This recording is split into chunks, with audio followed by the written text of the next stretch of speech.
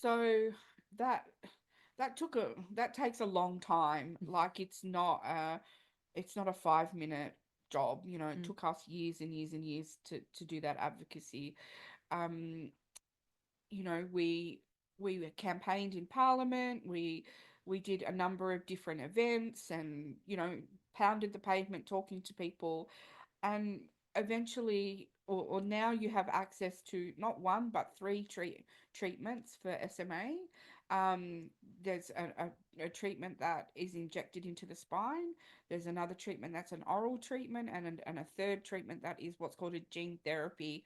And basically, a gene therapy treatment is something that is given at birth, where it tells so there's a missing link in the DNA, and it basically puts a band-aid over that link and makes the link read correctly, forgetting that you've got SMA and growing up normally, walking normally, and all that type of stuff. So we have those three treatments now here in Australia, and we also campaigned because it's nice to have these treatments, but you need to pick it up early enough. So we now have a national newborn screening program that includes SMA on the heel prick test all over the country.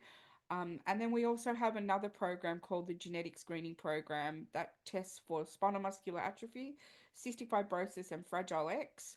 And that can be done prior to pregnancy to see whether you carry the gene. It doesn't mean you're affected by the disease. It means you just carry the gene that you could potentially pass on to your child.